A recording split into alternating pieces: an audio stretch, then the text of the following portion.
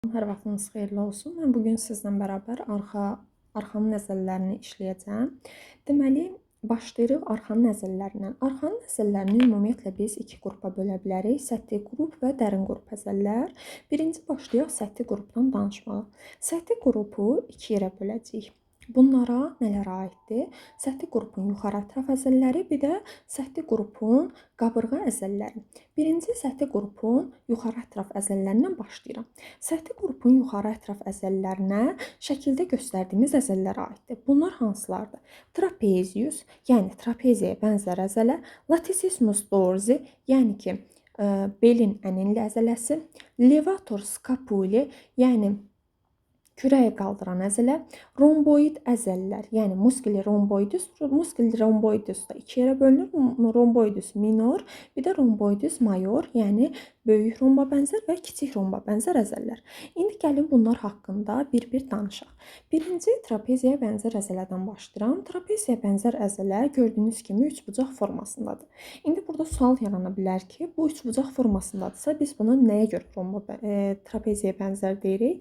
Səbəb ondan ibarətdir ki, bax, trapeziyaya bənzər əzələ burada bir dənəsi verilib də hal-hazırda. Bunun mən digər hissəsini çəksəm, yəni bu normalda 2 dənə əzələdir da. Çünki bir dənə nəyə görə veriblər? Digər əzələlər, yəni levator scapulae, romboid majorla minoru digər tərəfdə görə bilək deyə. Çünki trapezius onların üzərini örtür. Görə bilək deyə onu bir dənəsini veriblər. Gördüyünüz kimi hər ikisini deməli yan-yana qoyduğum zaman həqiqətən də trapeziyaya bənzəyir. Trapeziyaya bənzər əzələ haqqında nə danışa bilərik? Deməli onun gördüyümüz kimi üçbucağa bənzədiyindən dolayı əsası var, bir də təbii ki, zirvəsi var. Deməli əsası nəyə baxacaq? Əsası arxa və orta xəttə baxır. Əsası arxa və orta xəttə baxır və bu onun origo, yəni başlanğıc nöqtələri hesab olunur. Gördüyümüz kimi nədən deməli başlayacaq? Xariciənsə protuberansını götürə bilərik burada. Yəniənsə sümüyünün xariciənsə protuberansı iniondan başlayacaq. Daha sonra gördüyümüz kimi aşağı indiyimiz zaman burada biz boyun fəqərələrini görürük və gördüyümüz kimi qabırğaların birləşdiyi yer hara olacaq? Təbii ki, döş fəqərələri olacaq. Deməli, başladığı yer hara olacaq? Xariciənsə protuberansı, boyun fəqərələri və döş fəqərələrindən başlayacaqdır. Bəs birləşdiyi yer haraya bağlanır? Hara bağlanacaq? Təbii ki, gördüyümüz kimi bu hissəyə bağlanır. Burada nə var? Kürək sümüyü var. Hansı ki, bax, biz kürək sümüyünü burada aydın bir şəkildə görə bilirik. Bax, mən göstərirəm. Gördüyümüz kimi kürək sümüyünə bağlanacaq. Kürək sümüyünün harasına bağlanacaq? Təbii ki, tininə bağlanacaq. Daha sonra çiyin çıxıntısına bağlanacaq. Çünki bildiyimiz kimi kürək sümüyünə öndən nə birləşəcək? Ön tərəfdən bu hal-hazırda insanın arxasıdır. Ön tərəfdən nə birləşəcək? Ön tərəfdən körpücük sümüyü birləşəcək və birləşdiyi yerdə nədir? Çiyin çıxıntısıdır. Yəni tam o nöqtəyə də bağlandığı üçün deyirik ki, çiyin çıxıntısına bağlanır və körpücüyün də təbii ki, çiyin ucuna bağlanacaqdır. Yəni ki, bu hissələr bunun bağlandığı hissələrdir. Yəni insersiyo nöqtələri hesab olunur. Deməli, origo nöqtələrinə nələr aiddir? Origo nöqtəsinə aiddir xariciənsə protuberansı, boyun fəqərələri və döş fəqərələri. Amma insersiyo, yəni bağlanma nöqtəsinə nə aiddir? Deməli, kürəyin tini, çiyin çıxıntısı, bir də körpücüyün çiyin ucu. İndi funksiya baxımından bu əzələmiz nə iş görür? Gəlin bu haqqda danışaq. Funksiya baxımından iki tərəfli yığsam.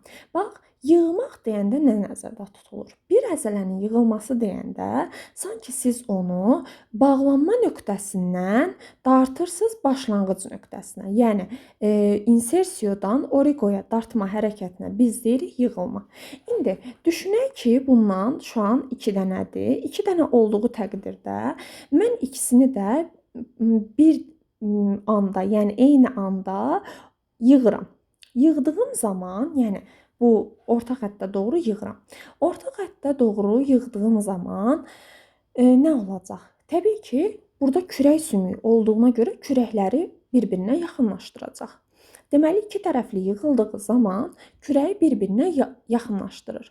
Yuxarı və aşağı dəstələri eyni anda yığılsa, yəni bax, görürsüz, burada iki yerə bölünüb. Bu yuxarı dəstəsidir, bu aşağı dəstəsidir. Bunların hər ikisi eyni anda yığılsa, kürəyi fırladacaq. Yəni, elevasiya hərəkətini icra eləmiş olacaq. Siz öz üzərinizdə də şey eləyə bilərsiniz. Bu şəkildə kürəyimizi yığdığımız zaman, daha doğrusu kürəyimizi fırlatdığımız zaman öz üzərinizdə hal-hazırda icra eləsəz, görərsiniz ki, arxanızda bir əzələ hərəkət edir. Bu, həmin əzələnin, yəni trapeziyaya bənzər əzələnin aşağı və yuxarı dəstələridir. Bu oldu bizim trapeziyaya bənzər əzələmiz. Trapeziyaya bənzər əzələ haqqında bu qədər. İndi keçək digər çox məşhur əzələmiz olan latissimus dorsiyə. Latissimus dorsi arxanın ən enli əzələsi hesab olunur. Fikir versəz, bu daha çox dördbucaq şəklindədir. Yəni, dördbucaq şəkilli bir fiqura bənzəyir. Bunun başlanğıc nöqtəsinə gəlin baxaq. Başlanğıc nöqtəsi gördüyünüz kimi burada çanaq sümüyünü görürük. Çanaq sümüyünün deməli qalça hissəsini görürük. Qalçanın xarici dodağından, daha sonra burada bu aşağı tərəfdə də var bunun hissəsi. Şəkildə rənglənməsə belə, yəni buralarda da var. Burada biz nəyi görəcəyik? Təbii ki, orta oma darağını görəcəyik. Çünki tam ortadadır. Orta oma darağı. Bildiyimiz kimi 3 növ daraq vardı omada. Orta oma darağı deyərik. Daha sonra bel fəqərələrinə də gördüyümüz kimi bağlanacaq və təbii ki, aşağı döş fəqərələrinə də bağlanacaq. Gördüyünüz kimi burada hələ də qabırğa olduğu üçün biz deyirik ki, deməli, aşağı döş fəqərələri, bel fəqərələri, orta oma darağı və qalçanın xarici dodağından başlayacaq. Bu, bunun başlanma nöqtəsidir. Yəni, oriko nöqtəsi hesab olunur. Bağlanma nöqtəsinə baxdığımız zaman gördüyümüz kimi bağlanma nöqtəsi hara denk gəlir? Bazuya denk gəlir. Hətta bazunun kiçik qabarcıq darağına bağlanacaq. Bildiyimiz kimi bazuda 2 dənə deməli qabarcıq var idi. Tuberculum minor, bir də tuberculum mayor və yaxud deməli minus və ya mayus, onun kiçik qabarcıq darağına latissimus dorsimiz bağlanacaq. İndi gəlin təkrar eləyək. Deməli, bunun başlama nöqtəsi, yəni oriko nöqtəsi hara olacaq? Aşağı döş fəqərələri, daha sonra bel fəqərələrini götürərik. Omanın orta darağı, bir də qalçanın xarici dodağı. Bunlardan başlayır. Bağlanma nöqtəsi isə bazunun deməli kiçik qabarcıq darağı olacaqdır. Bu, bunun bağlanma və başlama nöqtələri. İndi gəlin icra elədiyi hərəkətdən danışaq. İcra elədiyi hərəkət nədir? Bunun başlanğıc nöqtəsi bu hissələr olduğuna görə, başlanğıc nöqtəsi bura olduğuna görə mən bunu indi deməli insersiyadan origoya doğru dartacağam. İnsersiyadan origoya doğru dartsam, məntiqən bu hansı hərəkət icra eləyəcək? Bu bazudursa, bazunu aşağı çəkəcək. Deməli, yığıldığı zaman bazunu aşağı çəkir. Bu bir tərəfli yığılmadır. İndi təbii ki, bundan 2 dənədir da. Latissimus dorsimiz 2 dənədir. Burada da düşünün ki, deməli bir dənə var. Aha, indi bunun ikisini eyni anda yığıram. İkisini eyni anda yığanda nə baş verəcək? Bədənə hərbi duruş verəcək. Siz bunu necə yoxlaya bilərsiniz? Bu şəkildə, yəni bu şəkildə deyəndə siz məni görmürsünüz, amma yəni özünüz dediklərimi eləsəz, bu vəziyyəti görə bilərsiniz. Siz dik şəkildə dayandığınız zaman, tam düz şəkildə, belə bazunuzda aşağı baxacaq şəkildə onu bazu əzələlərini elə bil boşaldın, dümdüz şəkildə, dik şəkildə dayanın. Dayandığınız zaman sizə hərbi duruşu verən vəziyyət, yəni həmin duruşa durmağınızı sağlayan vəziyyəti təmin edən əzələmiz latissimus dorsi olacaq. Çünki məntiqən bunun hər ikisi yığıldığı zaman bunlar oriko nöqtəsinə gələcək. Gəldiyi zaman hər iki bazunu deməli aşağı tərəfə çəkəcək. Aşağı tərəfə çəkdiyi zaman da məntiqən həm bazunu aşağı tərəfə çəkəcək, həm də arxa əzələlərinə aiddir da. Arxa əzələsi olduğu üçün beli dikləşdirməyə kömək eləyəcək. Bütün bu situasiyaları nəzərə alsaq, deməli bizə hərbi duruş vəziyyətini verən əzələ hansıdır? Latissimus dorsidir. Bu da bu şəkildə. Latissimus dorsi də bu şəkildə danışdıq. Sonra gedək kürəyi qaldıran əzələyə. Kürəyi qaldıran əzələ levator scapulae adlanır. Levator qaldırmaq deməkdir da. Daha sonra bu əzələ haqqında nə danışa bilərik? Bu əzələyə fikir verdiyimiz zaman bax, bir dənə fikir verin. Burada trapeziusun birini veriblər, digər tərəfdə trapezius yoxdur. Nəyə görə? Çünki levator scapulae bu trapeziusun altında qalır. Altında qaldığına görə də məntiqən bu əzələnin şəklini göstərə bilmək üçün digər tərəfdəki, yəni bu sağ tərəfdə olan trapeziusu çıxardıb o şəkildə şəkli təsvir eləyiblər. Deməli, hansı əzələnin altında yerləşəcək? Trapeziusun altında yerləşəcək. İndi başladığı və bağlandığı nöqtəyə nəzər salaq. Başladığı və bağlandığı nöqtə haradır? Deməli, buraya fikir verdiyiniz zaman görürsünüz ki, bu hardasa bax bu hissələrdən başlayacaq. Bu hissələrdən başlayırsa məntiqən bura hara olacaq? Bu hissələr bax buralardan başlayacaq da. Yəni mən şu an lokasiyanı bura qoydum. Amma gördüyünüz kimi bunu uzatsaq, hardan başlayacaq? Təxminən buralardan başlayacaq. Buralarda nə yerləşə bilər? Təbii ki, boyun fəqərələri. Hansı boyun fəqərələri? Gördüyünüz kimi çox yuxarı çıxa bilməyib. Yəni 3/4 boyun fəqərələri. 3/4 boyun fəqərələri dedik. Bəs 3/4 boyun fəqərələrinin hansı hissəsindən başlayacaq? Burada bu spinal çıxıntıdır da, processus spinalisdir. Bəs bu kənarda olan fəqərə çıxıntısının adı nə idi? Processus transversus idi. Yəni 3/4 boyun fəqərələrinin köndələn çıxıntılarından başlayacaq. 3/4 boyun fəqərələrinin köndələn çıxıntılarından başlayacaq. Bəs hara bağlanacaq? Bağlandığı yer təbii ki, kürək sümüyüdür. Burada da görə bilərik, bu kürək sümüyüdür. Gördüyümüz kimi üçbucaq formasında. Kürək sümüyünün gördüyümüz kimi yuxarı bucağına və içəri kənarına bağlanacaq. Bu kürək sümüyünün yuxarı bucağıdır. Bu da onun içəri kənarıdır. Deməli, gəlin təkrar edək. Deməli, levator scapulae harda başladı? 3/4 boyun fəqərələrinin köndələn çıxıntılarından başladı. Hara bağlandı? Deməli, kürək sümüyünə bağlandı. Kürək sümüyünün hansı hissəsinə bağlandı? Yuxarı bucağına və içəri kənarına bağlanmış olacaq. Bu da bu şəkildə. İndi gəlin bu əzələnin funksiyasından danışaq. Əzələnin funksiyası ilə adından məlum, levator scapulae deyirəmsə, məntiqən nə edəcək?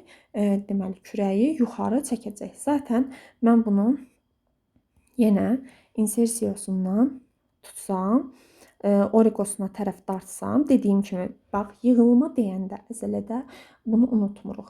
Yığılma deyəndə bunları əzbərləməyə ehtiyac yoxdur. Sadəcə şəkli ağlınıza gətirirsiniz, əzələnin formasını ağlınıza gətirirsiniz. Origo və insersiyosunu bildiyiniz təqdirdə çox asandır. Sadəcə dediyim kimi insersiyodan tutursunuz, origoya dartırsınız. Insersiyodan origoya dartanda təbii ki, bu kürək sümüyünə bağlandığına görə məntiqən kürəyi yuxarı qaldıracaq. Zaten, yəni bu insanlıq sualı olar. Çünki levator scapulae deyirsiniz da, yəni levator scapulae nə edəcək? Levator scapulae adında var ki, kürəyi qaldıran əzələdir. İndi keçirik romboid əzələyə, yəni romba bənzər əzələ. Romba bənzər əzələ gördüyümüz kimi bu da trapeziusun altında yerləşəcək. Ona görə zaten trapeziusun sağ tərəfdə şəkli yoxdur. Çünki üstünü bağlayır. Trapezius həm levator scapulae'nin, həm də romboid əzələlərinin. İndi romboid əzələlər haqqında danışaq. Deməli, romboid əzələlər haqqında nə deyə bilərik? Romboid əzələlər gördüyümüz kimi 2 dənədir. Minor var və mayor var. İndi bunun nə kimi bizə sual olaraq sala bilərlər bu əzələni? Minor və mayorun yerləşmə situasiyası salına bilər. Minor əzələ təbii ki, daha yuxarıda yerləşəcək, mayor əzələ daha aşağıda. Ümumiyyətlə, sizə anatomiya ilə əlaqəli bir dənə trik verəsi olsam, hansı əzələnin ki, həm minoru, həm mayoru var, minor həmişə daha yuxarıda yerləşəcək. Çünki onun əzələ lifləri qısadır və o bağlanacağı yerə daha asan bir şəkildə çatmalıdır. Ona görə daha yuxarıda yerləşməlidir.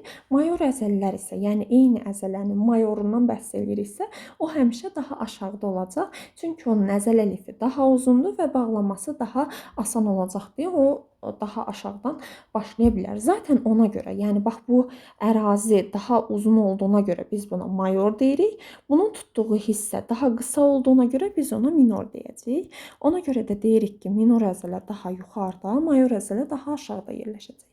İndi bunların başlanma və bağlanma nöqtələrindən danışaq. Bunun başlanma nöqtəsi birinci deməli kiçikdən başlayaq. Kiçiyin bağlanma nöqtəsi hara olacaq? Kiçiyin bağlanma nöqtəsi mən burada bir dənə deməli fəqərə görürəm. Daha doğrusu başlama nöqtəsindən danışacağam. Mən burada bir dənə fəqərə görürəm. Bax bu fəqərə hansıdır? Gördüyümüz kimi bu arxa çıxıntısı bu fəqərənin olduqca böyükdür. Arxa çıxıntısı bu qədər böyük olan fəqərəmiz hansı idi? 7-ci boyun fəqərəsi idi. Hətta arxa çıxıntısının bu qədər böyük olduğuna görə biz ona vertebra prominens, yəni görkəmli əzələ də deyirdik, belirgin əzələ də deyirdik, daha doğrusu fəqərə də deyirdik. Ona görə də hardan başlayacaq? 7-ci boyun fəqərəsindən, bir də aşağı enib bax 1-ci döş fəqərəsindən. Görürsüz, bu ikisindən başlayır. Deməli, romboid minor hardan başladı? 7-ci boyun fəqərəsindən C7 yazacağam. Bir də T1-dən, yəni 1-ci döş fəqərəsindən başlayacaq. İndi bağlanma nöqtəsinə gəlin baxaq. Bağlanma nöqtəsi isə təbii ki, bu hansı sümükdür? Kürək sümüyüdür. Kürək sümüyünün içəri kənarına bağlanacaq. Gördüyünüz kimi bura bağlanır. İndi gedək hara? Bu böyük romboidə. Böyük romboidə fikir verdiyim zaman hardan başlayacaq? Bax, T1-dən kiçik romboid başladı. İndi bu T1-dirsə, yəni ikinci döşdürsə, daha doğrusu birinci döşdürsə, bu olacaq ikinci döş, üçüncü döş, daha sonra dördüncü döş, bu da beşinci döş. Asıl, bax burada isə, yəni ikinci, beşinci döş arasında isə, ikinci, beşinci döş, lap belə yazaq, T2, T5 yazaq, T2, T5 deməli, fəqərələri arasından isə romboid mayor başlayacaq. Bağlandığı nöqtədə hara olacaq? Bu yenə kürək sümüyüdür. Kürək sümüyünün deməli, aşağı kənarı deyə bilərik. Aşağı kənarına bağlanmış olacaq. Aşağı kənarına və aşağı bucağına bağlanacaq. Bu da oldu bizim romboid mayorumuz. İndi gəlin bunların funksiyasından danışaq. Funksiyası nədən ibarətdir bu iki əzələnin? Deməli, yenə nə eləyirik? Buradan dartırıq. Bura başlanğıc nöqtəsi olduğuna görə yenə insersiyadan origoya doğru dartıram. İnsersiyadan origoya doğru dartsam nə olacaq? Kürəyi təbii ki, yuxarı qaldıracaq. Çünki bu hansı hissədir? Kürəkdir da. Gördüyünüz kimi kürəyə neyniyib? Bağlanıb. Kürəyə bağlanıb və özü də yuxarı doğru çəp istiqamətdə gedir hər iki əzələ. Məntiqən bunu yuxarı doğru çəp istiqamətdə dartsam, neyniyəcək? Kürəyə qaldıracaq. Və hər iki tərəfdən də yenə dartsam, kürəkləri bir-birinə həm qaldıracaq, həm də yaxınlaşdıracaq. Deməli, romboid mayorla minorun funksiyası nə oldu? Kürəyi yaxınlaşdırmaq və kürəyi yuxarı qaldırmaq. Bu da bu şəkildə. Və burada dedik, məsələn, romboid minor deməli 7-ci boyun və 1-ci döş fəqərəsindən başladı. Romboid mayor 2-ci, 5-ci döş fəqərələrindən başladı. Bunların hər ikisi təbii ki, deməli, neyniyir? Bunların arxa çıxıntısından, yəni fəqərələrin arxa çıxıntısından başlayır. Zaten burada da bilmirəm, görürsünüzmü və fikir verirsinizmi? Bu hissələr nə olacaq? Processus spinalisləri görürük. Yəni onlardan başlayacaq. Amma məsələn, levator scapulae bayaq da qeyd elədiyim kimi 3-cü, 4-cü boyun fəqərələrinin köndələn çıxıntılarından başlamışdı. Bu da bu şəkildə. Bu getdi, deməli, arxanın hansı əzələləri, arxanın səthi qrupunun deməli, yuxarı ətraf əzələləri, bunlar haqqında danışdıq. İndi keçək hara? İndi keçəcəyik bu şeyə, səthi qrupun qabırğa əzələlərinə. Səthi qrupun qabırğa əzələləri 2 dənədir cəmi. Bunlar hansılardır? Yuxarı arxa dişli əzələ və aşağı arxa dişli əzələ. İndi Bunlar haqqında gəlin danışaq. Əvvəlcə təbii ki, bunların latıncalarını öyrənməliyik. Yuxarı arxa dişləzələr, dişli sözü serratusdur, latınca. İndi düz qoş eləyirik. Yuxarı arxa dişli deyəndə musculi serratus posterior superior deyərik.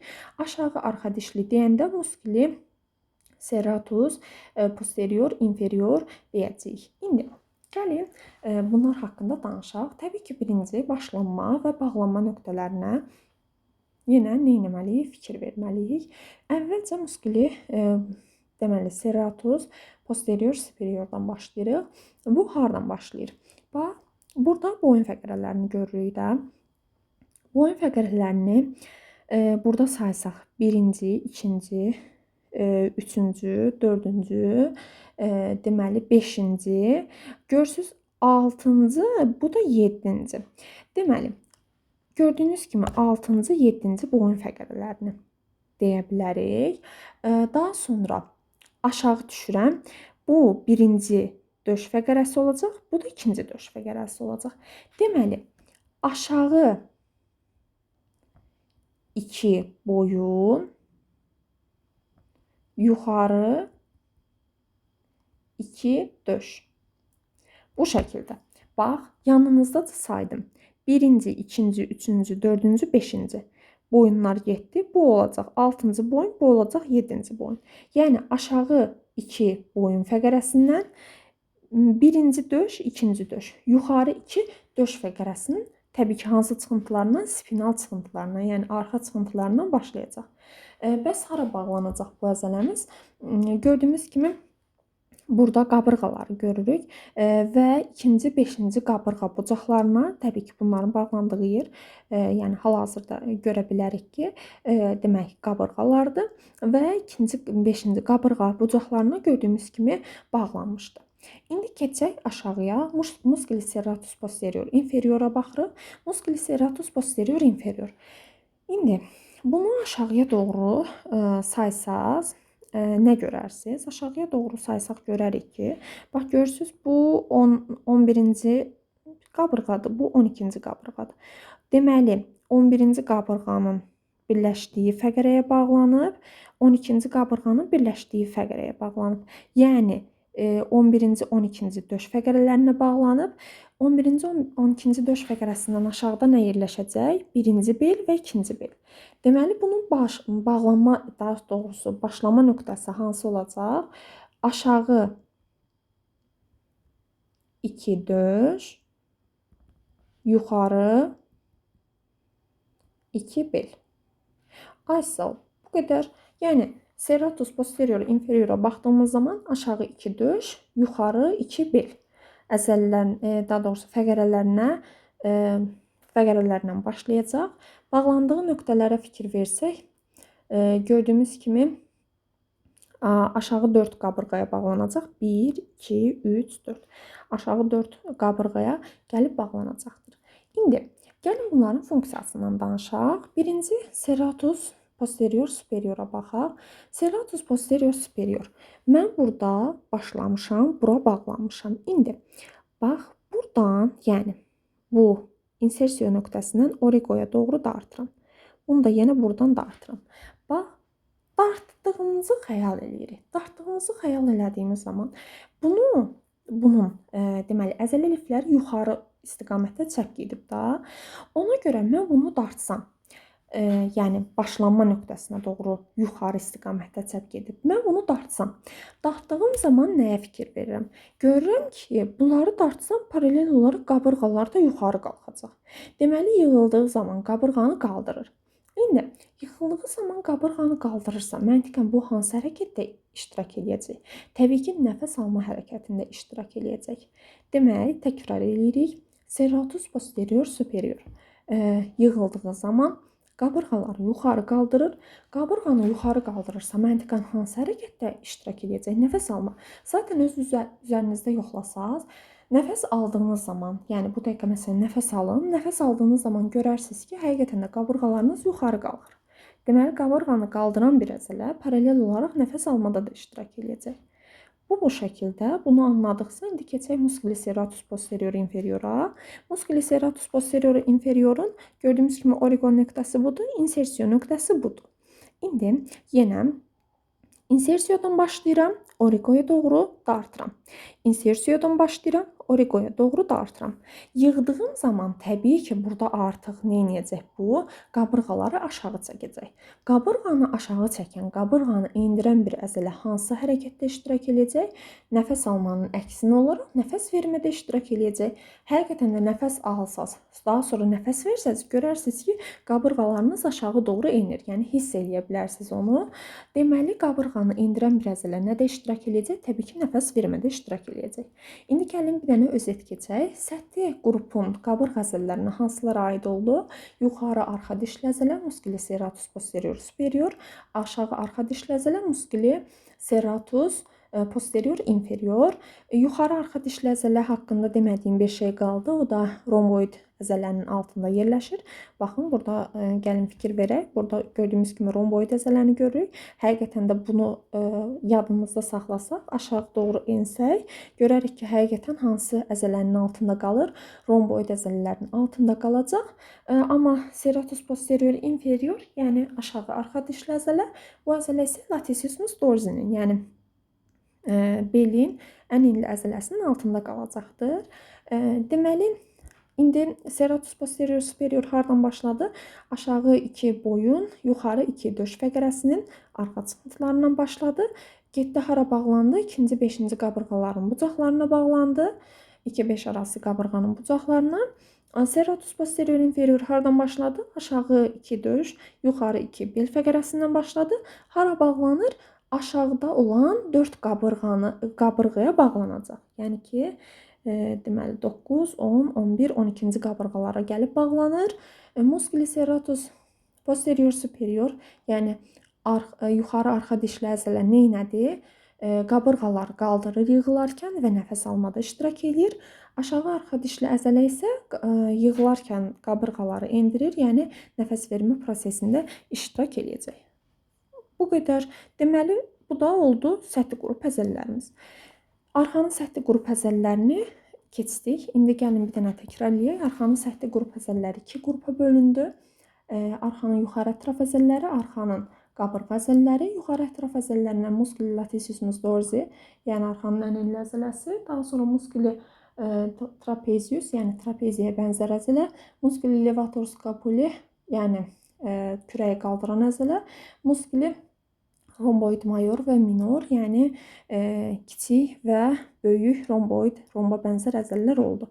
Arxanın, deməli, səthi qrupunun qabırğa əzələlərinə hansılar aid oldu? Arxa, deməli, yuxarı arxa dişli əzələ musculi serratus posterior superior, aşağı arxa dişli əzələ musculi serratus posterior inferior aid olmuş oldu. Bu da bu şəkildə. İndi gəlin enək aşağı. Aha, gəldik hansına? Uzun əzəllərimizə. Uzun əzəllərimiz, yəni dərin qat əzəllərinə aiddir. Ümumiyyətlə, biz səthi qatdan danışdıq, indi dərin qata keçirik. Dərin qat adlanmasının səbəbi digər əzəllərdən qat-bə-qat altda yerləşmələrdir. Yəni, bu əzəlləri biz görmək üçün gərək bütün səthi qat əzəllərini çıxardaq ki, dərin qat əzəllərinə çata bilək. Dərin qat əzələlərinə hansılar aiddir? Dərin qat əzələləri 2 dənə alt qrupa bölünür. Uzun əzəllər və qısa əzəllər. Birinci biz uzun əzəllər haqqında danışaq. Uzun əzəllərə aiddir onurğanı düzləndirən əzələ, yəni musculi erector spini, köndələn tinli əzələ musculi transverso, deməli spinalis, başın qayış əzələsi musculi splenicus, deməli capitis, boynun qayış əzələsi musculi splenicus, deməli cervicis bu şəkildə. İndi birinci musculi erector spini, yəni onurğanı düzləndirən əzələdən danışaq. Onurğanı düzləndirən əzələ gördüyümüz kimi 3 hissədən ibarətdir. Gəlin bunlardan başlayaq. Deməli, bunun əvvəlcə baxaq, deməli, bayır qrupuna. Bayır qrupu adlanmasının səbəbi nədir? Gördüyümüz kimi 3 dənə qatdan ən bayırda, yəni ən kənarda yerləşən hansıdır? Bu hissəsidir. Yəni, ona görə biz buna bayır qrup deyirik. Bayır qrupun adı nədir? Iliocostalis. Burada da vurğulamışıq. Iliocostalis, yəni bayır əzələsinə nə aiddir? Musculi iliocostalis, yəni qalça qabırğa əzələsi. Həqiqətən də gördüyümüz kimi qalçadan başlayır, qalça sümüyündən başlayacaq və gördüyümüz kimi qabırğalara tərəf qalxır və gördüyümüz kimi qabırğa, yəni birinci qabırğaya qədər uzanır. Ona görə biz buna deyirik qalça qabırğa əzələsi.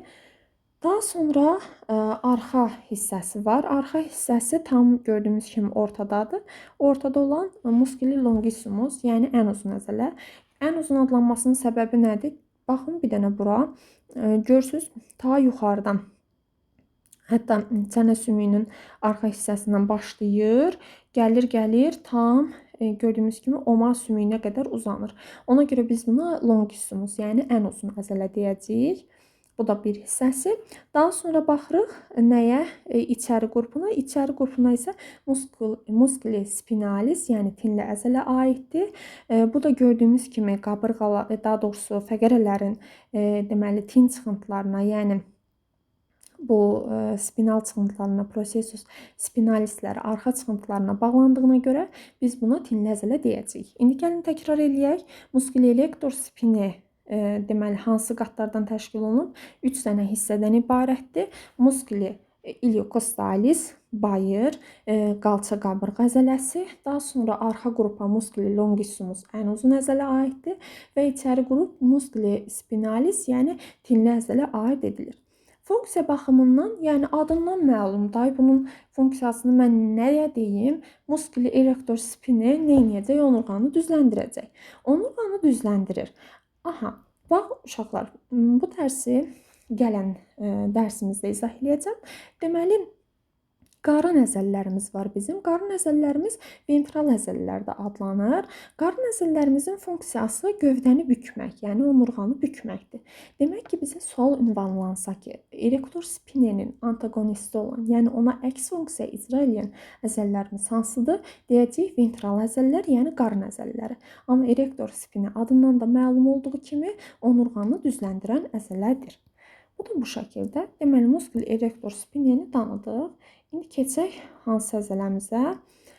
Keçirik köndələn tinli əzələ. Köndələn tinli adlanmasının səbəbi təbii ki, köndələn çıxıntıdan başlayıb tin çıxıntıya, arxa çıxıntıya bağlanmasıdır.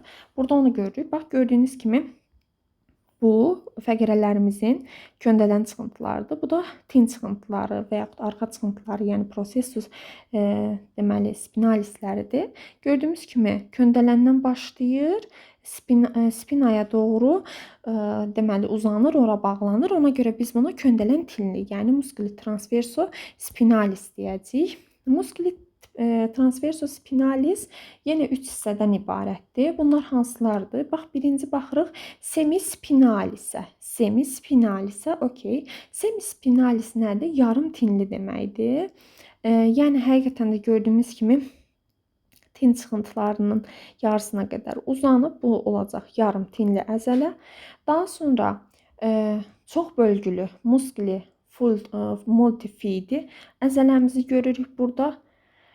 Bu da oldu çox bölgülü əzələ. Daha sonra bir də rotatoris, yəni hərləndirən əzələdən təşkil olunmuşdur. Deməli, gəlin təkrar eləyək. Köndələn tinli əzələ deməli 3 hissədən ibarətdir. Yarım tinli əzələdən ibarətdir. Yarım tinli. Daha sonra var bizim multifidis, yəni çox bölgülü əzələmiz və rotatoris, yəni ki, hərləndirən əzələ.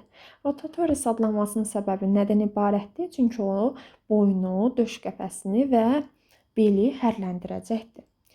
Bu da oldu bizim köndələn tinli əzələmiz. Köndələn tinli və onurğanı düzləndirən əzələnin hissələrinin adlarını əzbər bilmək lazımdır.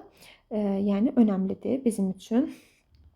Daha sonra deməli başın qarış əzələsindən boynun qarış əzələsinin funksiyasını bilməyə ehtiyac yoxdur.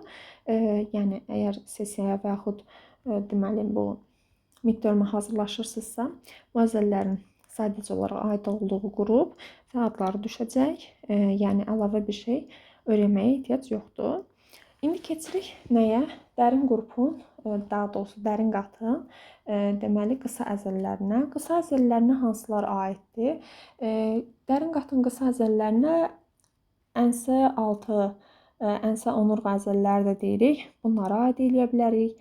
Daha sonra qabırğanı qaldıran kiçik əzələlər, interspinal əzələlər, yəni köndələn çıxıntı arası əzələlər və daha doğrusu arxa çıxıntı arası əzələlər, bir də intertransversalis, yəni köndələn çıxıntı arası əzələlərə aiddir. Bunlar içərisindən də ən məşhurları əns-6, əns-onurğa əzələləridir ki, biz bunları deməli öyrənəcəyik indi. Digər əzələlər nəyə lazımdır? Yəni digər əzələlərdən danışası olsaq, məsələn, interspinal əzələlər təbii ki, nəyə bağlanacaq? Deməli, spina çıxıntılarına, yəni processus spinalislərə, yəni arxa çıxıntılara bağlanır. Nə bilim, intertransversalis köndələn çıxıntılara bağlanır. Yəni bunların çox kiçik əzələlərdir və funksiya cəhətdən də o qədər də önəmli əzələlər deyil. Məsələn, onlar nəyin altında yerləşəcək? Təbii ki, köndələn tinlinin, bir də erektor spininin altında yerləşəcəklər. Zaten onlar yetəri qədər uzun olduqlarına görə onların icra elədiyi funksiyaları, yəni məsələn onurğanı düzəndirirlər, bu adını saydığım əzələlər, yəni onların etdiyi funksiyaların eynilərini icra edirlər və o qədər də böyük bir əhəmiyyətə sahib deyillər. Ona görə bundan da yəni çox danışmağa dəyməz. Burada dediyim kimi əsas danışası məsələmiz hansıdır? Əns-6, əns-onurğa əzələləridir. Əns-6, əns-onurğa əzələləri musculi suboccipitalis də adlanır. İndi gəlin bu haqqda danışaq. Deməli, gəlin birinci başladığı yerə baxaq.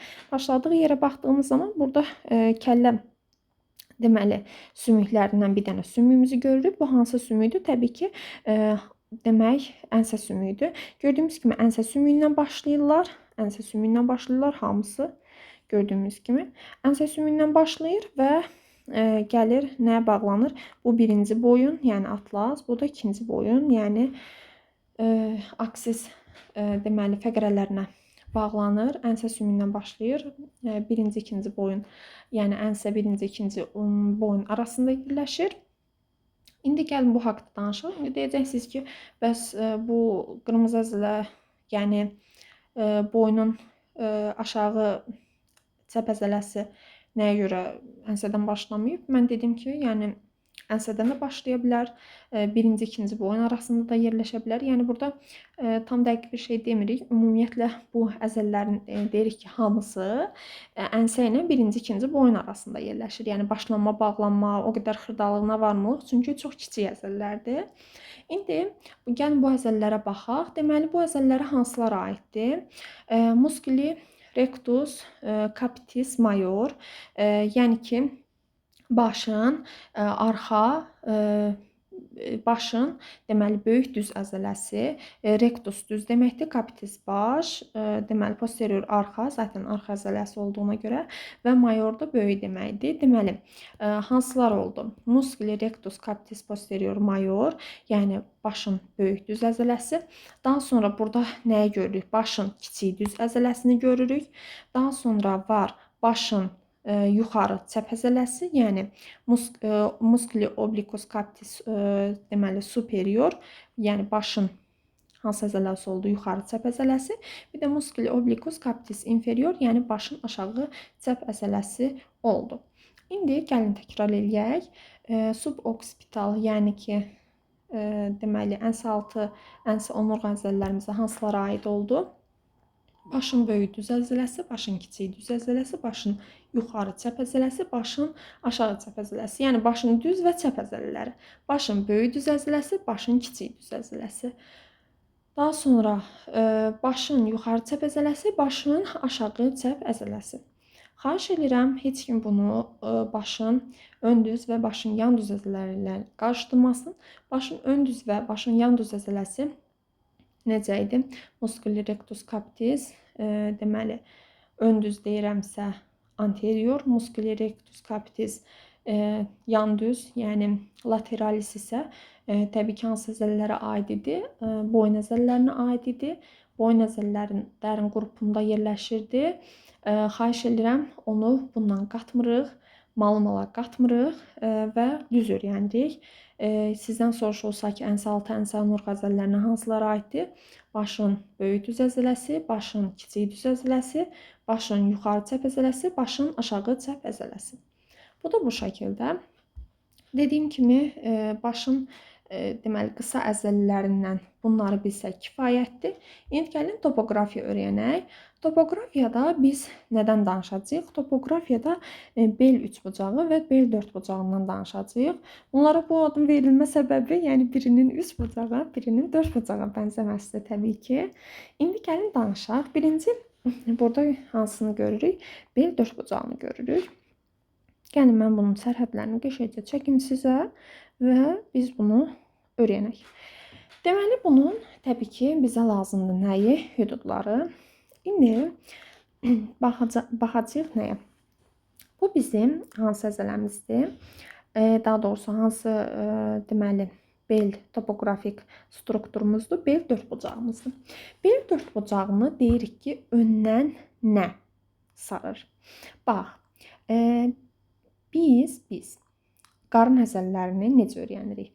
Xarici çəp əzələ, xarici çəp, qarnın çəp əzələlərini deyirəm.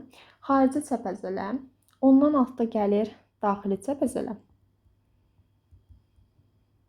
Ondan da altda gəlir köndələn əzələ.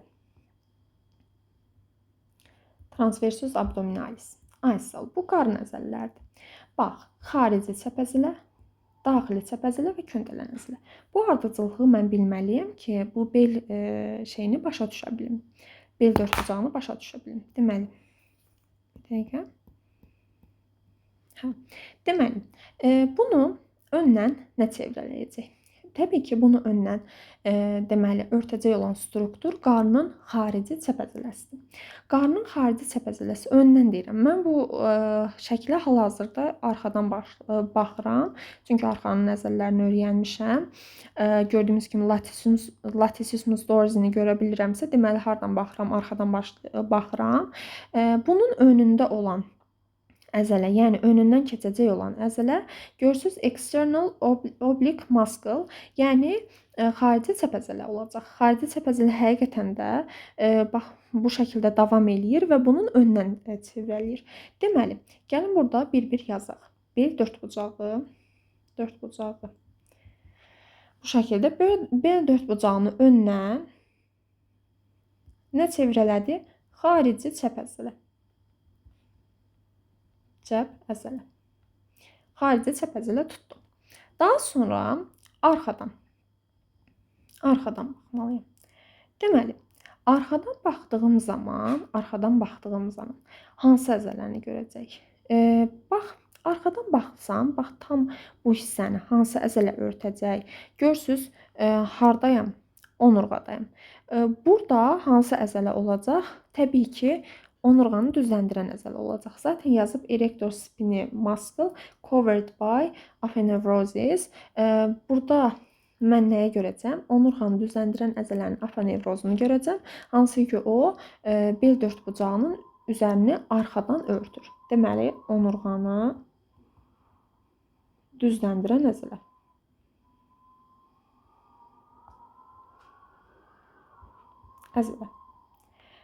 Daha sonra gəlirəm nəyə? Önü getdi, arxası getdi. İndi yuxarıdan və aşağıdan baxacağım. Bu yuxarıdan nə ilə tutulmuşdu? Gördüyümüz kimi 12-ci qabırğa ilə tutulmuşdu və 12-ci qabırğa ilə tutuldu. Tamam, bu onu tutan sümük strukturdur. Bəs onu tutan əzələ struktur hansıdır? Təbii ki, bu əzələmiz tutacaq. Bu əzələmiz də hansıdır? Musculus serratus posterior inferior.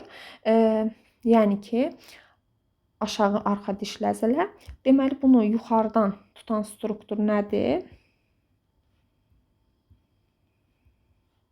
12-ci qabırğa və aşağı arxa dişli əzələ.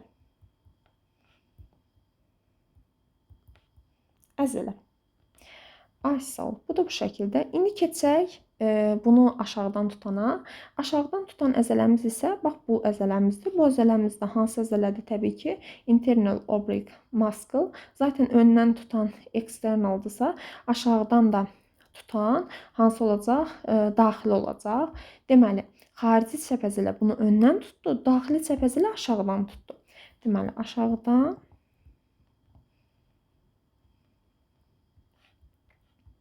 daxili çəp əzələ. olacaq. Bu da bu şəkildə. Bəs bunun tam dibində nə yerləşəcək? Bax, tam dibində, tam aşağı hissəsində nə yerləşəcək?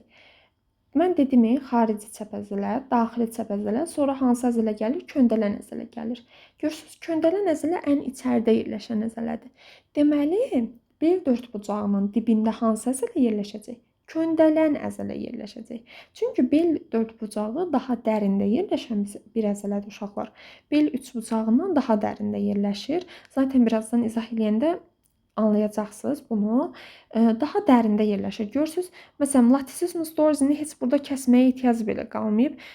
Şeyi rahatca görə bilmişik biz bel üçbucağını. Amma bel dördbucağını göstərmək üçün insanlar gətirib latissimus dorsini belə kəsib ki, mən orada bel dördbucağını aydın şəkildə görə bilim.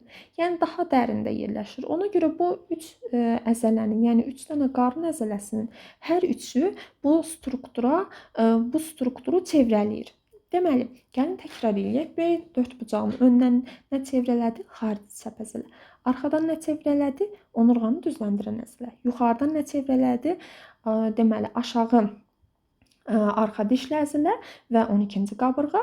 Aşağıdan nə çevrələdi? Daxili çəp əzələ çevrələnmiş oldu. Dibində nə yerləşdi? Gəlin dibini də yazaq. Dibində yerləşəcək köndələn əzələ, yəni musculi transversus abdominalis. Köndələn əzələ. Bu da bu şəkildə. İndi gəlin keçək bel üçbucağından danışaq. Gördüyünüz kimi həqiqətən də üçbucaq şəklindədir. Deməli, gəlin yazaq bel üçbucağı. İndi bel üçbucağından danışdığımız zaman mən təbii ki, burada yuxarı sözündən istifadə eləməyəcəm. Çünki üçbucağın 3 dənə tərəfi var və 3 tərəfindən çevrələyən deməli strukturları bilməliyəm. Əvvəlcə gəlin öndən baxaq. Öndən bunu hansı əzələ çevrələyəcək? Görürsüz, external oblique muscle. Burada da o idi. Bu şəkildə və beləcə bunun önündən keçəcək. Dördbucağının önündən keçəcək. Biz buna daha xaricdən baxırıq. Çünki məntiqən deyirik önündən nə keçir. Yəni eksternalı biz tam olaraq görə bilmirik burada xarici çəpəzələrini. Çünki bu şəklə arxadan baxırıq. Həqiqətən də fikir versəz bu tərəfə də həm bel üçbucağının, həm bel dördbucağını öndən əhatə eləyir nə? Xarici çəp əzələ. Çəp əzələ. Əhatə eləmiş olacaq. İndi keçək baxaq arxadan nə əhatə eləyir. Öndən bu əhatə elədi. Bax, arxadan nə əhatə eləyəcək? Burada yenə bu şeyi üçbucağı tam göstərmək üçün bu şeyi tam verməyiblər. Latissimus dorsini tam verməyiblər. Əslində latissimus dorsi təxminən bu qədər ərazini tutacaq. Yəni ki, üzərini nə örtəcək? Latissimus dorsi örtəcək. Yəni arxadan nə əhatə eləyəcək? Ən enli əzələ. Musculi latissimus dorsi. İndi önü bildik, arxanı bildik. Hara qaldı? Aşağı hissəsi qaldı. Aşağıdan nə əhatə eləyəcək? Aşağıdan təbii ki, latissimus dorsinin başladığı strukturlardan biri olan deməli iliak crest, crista iliaca, yəni qalça darağı əhatə eləmiş olacaq. Qalça darağı. Aha. İndi gəlin bir də təkrarlayaq. Öndən xarici çəp əzələ, arxadan ən enli əzələ, aşağıdan qalça darağı. Zaten əzələləri bilsəz, sümüyü bilsəz, topoqrafiyanı işləmək çox asandır. Bir dənə qaldı dibi. Dibində nə olacaq? Bax, xarici çəp əzələni gördük. Xarici çəp əzələnin altında nə yerləşirdi? Daxili çəp əzələ. Burada artıq köndələn əzələ yerləşməyəcək dibində. Çünki mən bayaqlarda dedim. Bax, üçbucaq dördbucaqdan daha səthdə, yəni dördbucaq daha dərində yerləşir. Görürsüz, dördbucaq görmək üçün mən burada latissimus dorsinin belə altına baxmaq məcburiyyətində qalmışam. Bu daha səthdə yerləşdiyinə görə məntiqən onun dibində köndələn əzələ ola bilməyəcək. Deməli, dibində hansı əzələ yerləşir desək, dibində yerləşəcək deməli, qarnın daxili çəp əzələsi. Daxili çəp əzələ. Çünki daxili çəp əzələ məntiqən göndərilən əzələdən daha üstə yerləşirsə, deməli bunun dibində də hansı əzələ olacaq? Daxili çəp əzələ olmuş olacaq. Bel üstü bucağı da bu qədər. Yəni bu şəkildə oldu. Arxanın əzələlərini tam şəkildə işlədik, təhlil elədik.